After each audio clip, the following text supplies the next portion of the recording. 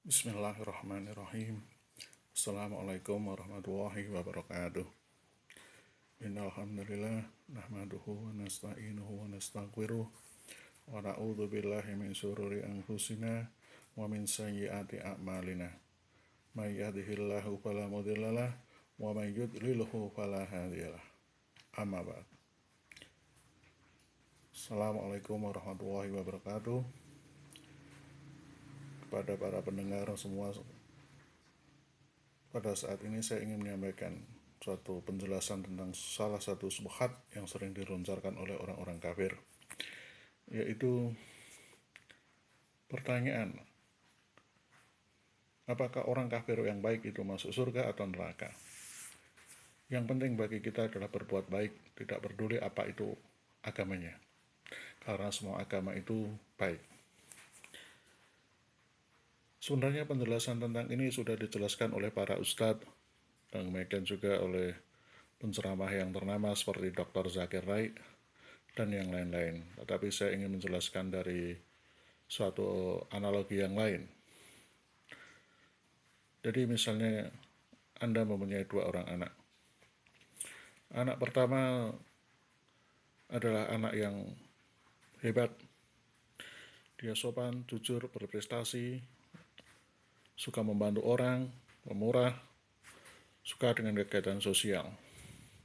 Sedangkan anak kedua adalah seorang bajingan, pemabuk, penjudi, tukang bikin onar, tukang ribut, berkelahi, dan hal-hal yang buruk lainnya.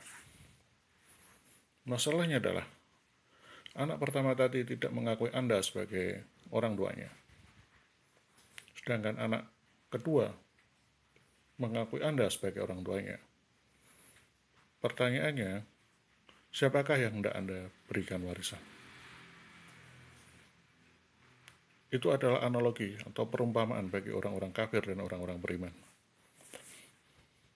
Orang-orang kafir itu, sekalipun mereka berbuat baik, mereka menyumbang atau menolong atau hal-hal yang lainnya yang membantu orang, tapi pada dasarnya mereka tidak mengakui Allah sebagai Rabb mereka. Dan mereka tidak menyembah kepada Allah.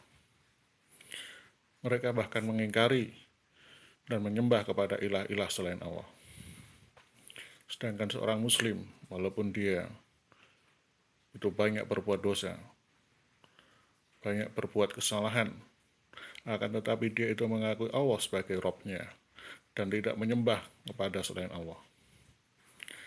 Maka, jika melihat ini, siapakah yang patut mendapatkan surga?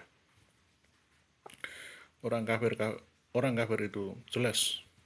Mereka bahkan tidak mengakui Allah, maka mereka sepantasnya masuk neraka.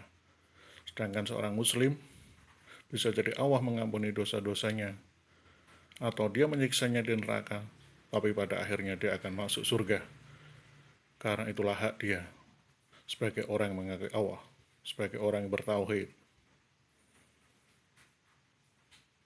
Inilah sebabnya kenapa orang-orang kafir itu tidak akan masuk surga, walaupun mereka berinfak semisal mereka berinfak emas sebesar gunung Himalaya.